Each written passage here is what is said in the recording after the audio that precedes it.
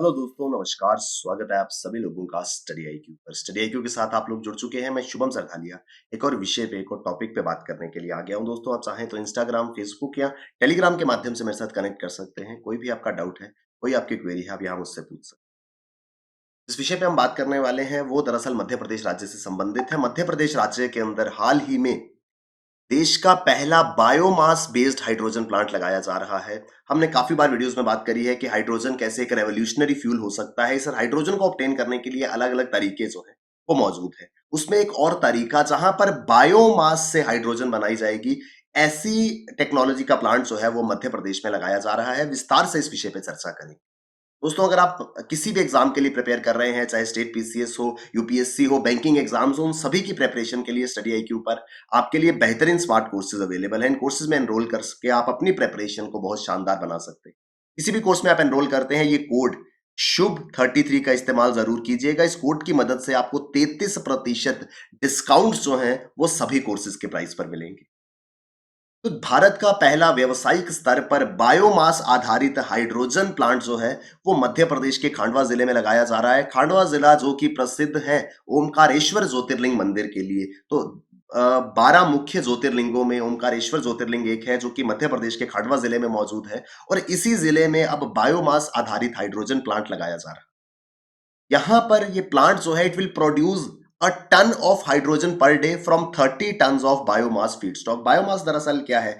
Biomass residue होता है जो प्लांट से आता है, सूखी हुई लकड़ी, पत्ते आदि जो है वो बायोमास कहलाता है। और क्योंकि फॉरेस्ट कवर की वजह से बायोमास की काफी ज्यादा मौजूदगी जो है वो हमारे पास है। ये प्लांट जो है वो दिन में 30 टन बायोमास से 1 टन हाइड्रोजन जो है वो बनाएगा। और हाइड्रोजन को एज अ फ्यूल जो है वो बहुत सही ढंग से इस्तेमाल किया जा सकता है। तो हाइड्रोजन जो है, इसकी सबसे बड़ी स्पेशलिटी क्या है? ये जीरो एमिशन फ्यूल है। यानी कि अगर हम हाइड्रोजन को बर्न करते हैं, किसी प्रकार का धुआं, किसी प्रकार का प्रदूषण इससे नहीं होता, कोई एमिशन पर्यावरण में नहीं हो रहा है। तो हमारे पास एक क्लीन एनर्जी का सोर्स है हाइड्रोजन। प्रॉब्लम है इस हाइड्रोजन को ऑब्टेन करने की, जिसके लिए अलग अलग तरीके अपनाए जा रहे हैं। आगे हम बात करेंगे इलेक्ट्रोलिसिस की और इस बायोमास बेस्ड हाइड्रोजन को बनाने की विधि की। प्लांट जो है, it is being jointly set up by Watomo energies limited and Bezel green energy with an investment of 24 crore. 24 crore रुपए की लागत से संयुक्त रूप से दो कंपनीज वाटोमो एनर्जीज लिमिटेड और बेजल ग्रीन इस प्रोजेक्ट को सेटअप कर रही हैं। हाइड्रोजन जो है, जैसे मैंने आपको पहले बताया, एक जीरो कार्बन फ्यूल है। जब इसको ऑक्सीजन के साथ बर्न किया जाए, it can be used for various fuel requirements. वाहनों के अंदर हो सकता है। अ, कुछ दिन पहले दोस्तों हमने बात करी थी एक हाइड्रोजन फ्यूल बेस्ड बोट की, द जेट जिसका नाम है। तो दुबई के अंदर इस बोट को बनाया जा रहा है जो हाइड्रोजन फ्यूल से चलेगी। और हो सकता है आने वाले समय में ये पूरा का पूरा हाइड्रोजन फ्यूल जो है वो सारे के सारे शिप्स और बोट्स में इस्तेमाल किया जा सके। तो हम एक बड़ा स्विच कर सकते हैं क्लीनर एनर्जी की ओर, जहां पे किसी प्रकार का प्रदूषण, कोई एमिशन नहीं होगा, अगर हम हाइड्रोजन फ्यूल का इस्तेमाल करते हैं। अब यहां पर हाइड्रोजन फ्यूल को अगर इस्तेमाल करना है तो हाइड्रोजन फ्यूल आएगा कहां से? दोस्तों, हाइड्रोजन को ऑब्टेन करने का एक सिंपलेस्ट वे पॉसिबल जो है उसको कहा जाता है इलेक्ट्रोलिसिस ऑफ वाटर। पानी आप जानते हैं, इसका मॉलिक्यूलर फॉर्मूला हाइड्रोजन और ऑक्सीजन है। दो मॉलिक्यूल्स हाइड्रोजन के, एक मॉलिक्यूल ऑक्सीजन का। यानी कि पानी के अंदर हमारे पास हाइड्रोजन मौजूद है। अगर हम इस पानी से हाइड्रोजन और ऑक्सीजन को अलग कर लेते हैं तो हमारे पास हाइड्रोजन जो है वो अलग से आ जाएगी। हाइड्रोजन और ऑक्सीजन को कैसे अलग किया जाता है, उसके लिए एक विधि है जो हमने साइंस में पढ़ी होगी। इसको कहा जाता है इलेक्ट्रोलिसिस।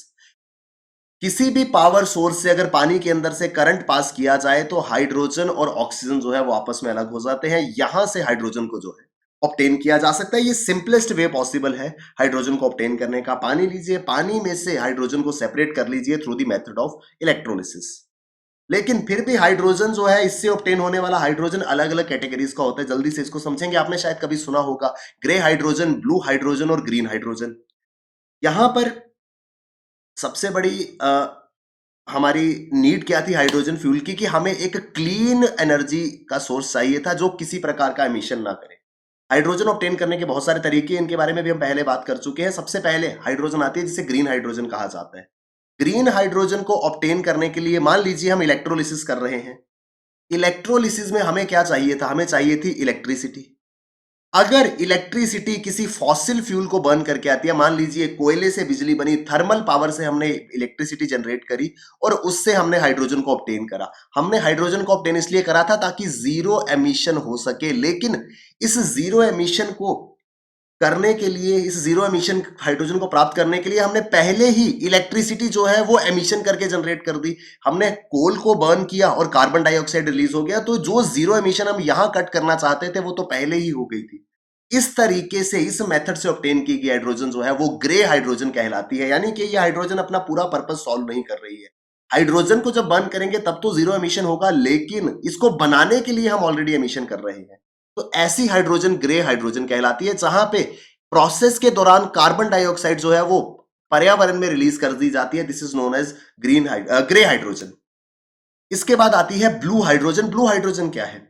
सेम प्रोसेस है जो ग्रे हाइड्रोजन का है, लेकिन यहां पर छोटा सा डिफरेंस है। जो कार्बन डाइऑक्साइड ग्रे हाइड्रोजन के केस में एनवायरनमेंट में रिलीज की जा रही थी, इसको हम कैप्चर कर लेते हैं, इसको अपने पास हम स्टोर कर लेते हैं, इसको एनवायरनमेंट में दाखिल नहीं होने देते। यानी कि अब एमिशन जो है वो हो तो रहा है, लेकिन वो पर्यावरण को नुकसान नहीं पहुंचा रहा। This is known as blue hydrogen. फिर आता है ग्रीन हाइड्रोजन। ग्रीन हाइड्रोजन क्या प्रोसेस है?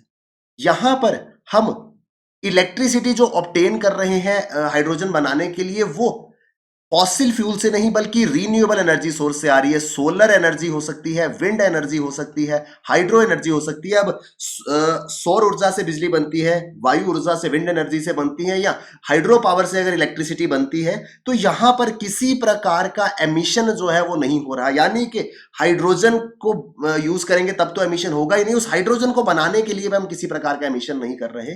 This is what is known as green hydrogen. अब इस ग्रीन हाइड्रोजन को ऑब्टेन करने का हमारे पास एक और तरीका आ चुका था, जो कि बायोमास बेस्ड था। उसको हम आगे समझेंगे। यहां से ऑब्टेन हाइड्रोजन जो है, इसको ट्रांसपोर्टेशन के लिए, केमिकल इंडस्ट्रीज में एनर्जी स्टोरेज के लिए इस्तेमाल जो है वो किया जा सकता है। अब यहां पर एक प्रोसेस इलेक्ट्रोलिसिस है, वो शायद हमको अब समझ आ गया होगा। दूसरा प्रोसेस कहलाता है बायोमास गैसिफिकेशन। यहां पर हम बायोमास की मदद से हाइड्रोजन जो है वो बना रहे थे। ये कैसे बनता है? यहां पर इस टेक्नोलॉजी के तहत एक कंट्रोल्ड प्रोसेस में हाई टेम्परेचर पे बायोमास जो है उसको कन्वर्ट किया जाता है हाइड्रोजन में विदाउट एनी कंबस्शन। बायोमास के अंदर अगर हम हाई टेम्परेचर प्रोवाइड करते हैं तो उससे वो हाइड्रोजन में बदल जाता है। वो मैं आपको इक्वेशन के माध्यम से समझाऊंगा। हाई टेम्परेचर में उसमें अगर हम स्टीम ऐड करते हैं, क्योंकि और किसी सोर्स से हाई टेम्परेचर देंगे तो वो बर्निंग हो जाएगी, लेकिन हम ये पूरा का पूरा प्रोसेस जो है वो विदाउट कंबस्शन कर रहे हैं, क्योंकि सेम प्रॉब्लम है। अगर हम कंबस्शन कर देते हैं तो अल्टीमेटली यहां से फिर एमिशन हो जाएगा, कार्बन एमिशन हो जाएगा। तो हम विदाउट कंबस्शन कंट्रोल तरीके से बायोमास को एक हाई टेम्परेचर पे लेकर के जाते हैं, जिससे उसका गैसिफिकेशन होता है और हाइड्रोजन ऑब्टेन होती है। ये कैसे होता है? बायोमास जिसमें कार्बन और ऑक्सीजन मौजूद होता है। कार्बन यहां पर हम इसके अंदर हाई टेम्परेचर करेंगे with the help of steam. 700 degree Celsius से ज्यादा तापमान की स्टीम जो है उसको, अब बेशक वो स्टीम है तो वो वाटर ड्रॉपलेट्स, तो इसके अंदर जब हम स्टीम जो है वो ऐड करते हैं तो हमारे पास जो एंड रिजल्ट आता है वो it comes in the form of carbon dioxide plus hydrogen. तो ये पूरा का पूरा प्रोसेस है। इसमें हमने स्टीम ऐड करी। स्टीम जो है वो अल्टीमेटली वाटर ड्रॉपलेट्स है, H2O की एडिशन हुई, लेकिन ये स्टीम जो है, ये H2O जो है वो बहुत हाई टेम्परेचर पे है। इस वजह से हाइड्रोजन जो है वो ऑब्टेन हो रही है, लेकिन यहां पर कार्बन डाइऑक्साइड भी बन रहा है। बट हम ये पूरी की पूरी रिएक्शन जो है वो कंट्रोल्ड एनवायरनमेंट में कर रहे हैं, जिससे ये कार्बन डाइऑक्साइड जो है वो रिलीज नहीं होता एनवायरनमेंट पे, बल्कि इसका बायोकार जो है वो बन जाता है। बायोकार क्या है वो मैं आपको आगे बताऊंगा। अभी तक कैसे बायोमास के अंदर स्टीम की एडिशन करके हम हाइड्रोजन ऑब्टेन कर सकते थे, ये आई होप हमको समझ में आया होगा। इसी टेक्नोलॉजी पर आधारित ये बायोमास बेस्ड हाइड्रोजन प्लांट होने वाला है। तो बायोमास जो है वो फॉरेस्ट से आता है, सीवेज से आता है, इंडस्ट्रियल वेस्ट हो सकता है, एनिमल एक्सक्रीटा हो सकता है, एग्रीकल्चरल वेस्ट हो सकता है। इसको एक प्लांट में इसका गैसिफिकेशन किया जाता है, जो मैंने आपको इक्वेशन के माध्यम से समझाया, और वहां से ऑब्टेन्ड हाइड्रोजन जो है इसका एज अ फ्यूल इस्तेमाल किया जा सकता है। इससे बायोकार ऑब्टेन होगा। जो कार्बन जनरेट होगा उससे बायोकार बनेगा और मीथेन बनेगी। बायोकार जो है वो यहां पर एक इंपॉर्टेंट कंपोनेंट है। ये बनता है जब थर्मल डिकम्पोजिशन होता है बायोमास। थर्मल यानी कि with the help of heat. तो हमने स्टीम की मदद से बायोमास को डिकम्पोज किया और उससे हमारे पास हाइड्रोजन बनी और साथ में बना बायोकार। बायोकार जो है वो एक ब्लैक कलर का मटेरियल है जो नेट कार्बन एमिशन को लो करता है, क्योंकि जैसे मैंने आपको बताया कार्बन डाइऑक्साइड और हाइड्रोजन बन रहा था इक्वेशन में एंड रिजल्ट पे, लेकिन बायोकार जो है वो क्या करता है, इस कार्बन डाइऑक्साइड को एब्जॉर्ब कर लेता है और इसको एनवायरनमेंट में नहीं जाने देता। बायोमास को जब हमने, अगर हम बायोमास को बर्न करते तो वो हमारे पास in the form of ashes होता, लेकिन हमने इस बायोमास को बर्न नहीं किया, हमने इसको डीकंपोज किया। अब डीकंपोज होने के बाद भी ये पूरा का पूरा बायोमास जो है वो अपना एक रेजिड्यू छोड़ जाएगा, जिस रेजिड्यू को हम बायोकार कहते हैं। और इस बायोकार की स्पेशलिटी क्या है, ये कार्बन डाइऑक्साइड को एब्जॉर्ब कर लेता है और जिससे कार्बन डाइऑक्साइड एटमॉस्फेयर में जो है वो नहीं पहुंच पाता। और साथ ही साथ इसकी बहुत सारी एडवांटेजेस है। ऐसा नहीं है कि बायोकार बना और ये वेस्ट हो गया, ये बहुत सारी चीजों में इस्तेमाल में आता है। आपने कभी नोटिस किया होगा, आप अगर कोई छोटा पौधा लेकर के आते हैं, उसको काले रंग के एक मटेरियल में लगा करके आपको दिया जाता है। ये काले रंग का मटेरियल जो है ये बायोकार कहलाता है, क्योंकि बायोकार की स्पेशलिटी है ये कार्बन डाइऑक्साइड को एब्जॉर्ब करता है। ये कार्बन डाइऑक्साइड प्लांट्स की ग्रोथ के लिए बहुत अच्छी होती है।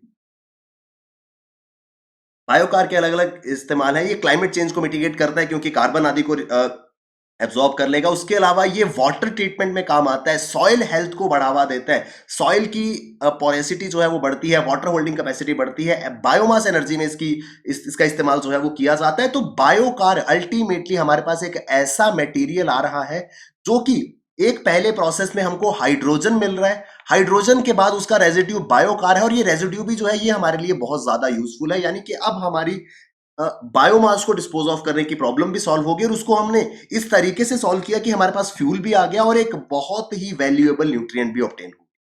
ये बायोकार जो है वो एक्सट्रीमली पोरस होता है, जिस वजह से इसकी वाटर होल्डिंग कैपेसिटी बहुत होती है। यानी कि इसको अगर हम सॉइल में डालेंगे तो वाटर होल्डिंग कैपेसिटी इंक्रीज होगी, और जिससे सॉइल के अंदर न्यूट्रिएंट्स जो है वो बढ़ेंगे। Its presence in earth can improve water quality, increase soil fertility and raise agriculture productivity. जब इसको मिट्टी में डाला जाएगा तो वाटर होल्डिंग कैपेसिटी बढ़ेगी और एग्रीकल्चरल प्रोडक्टिविटी इससे इंक्रीज हो पाएगी। तो ये पूरा का पूरा आर्टिकल है जहां पर हम बायोमास से हाइड्रोजन बना रहे थे और उससे ऑब्टेन होने वाले रेजिड्यू का भी हम सही ढंग से इस्तेमाल कर रहे थे। आई होप हमको ये पूरा का पूरा आर्टिकल समझ में आया होगा। हम इसके बारे में बात कर रहे थे क्योंकि मध्य प्रदेश के अंदर भारत का पहला ऐसा प्लांट लगने जा रहा है जो बायोमास से हाइड्रोजन को ऑब्टेन करेगा। दोस्तों, अगर आप किसी भी एग्जाम के लिए प्रिपेयर कर रहे हैं, StudyIQ.com या StudyIQ की ऐप पर आपके लिए बेहतरीन स्मार्ट कोर्सेज अवेलेबल है। इन कोर्सेज की मदद से आप अपनी प्रेपरेशन को बेहतर बना सकते हैं। किसी भी कोर्स में आप एनरोल करते हैं, ये कोड शुभ 33 का इस्तेमाल आप डेफिनेटली कीजिएगा। इस कोड की मदद से आप 33% डिस्काउंट जो है वो प्राप्त कर पाएंगे और अपनी प्रेपरेशन को बहुत अच्छे से कर पाएंगे। Thank you very much, all the best, keep working hard, bye bye, take care, जय हिंद।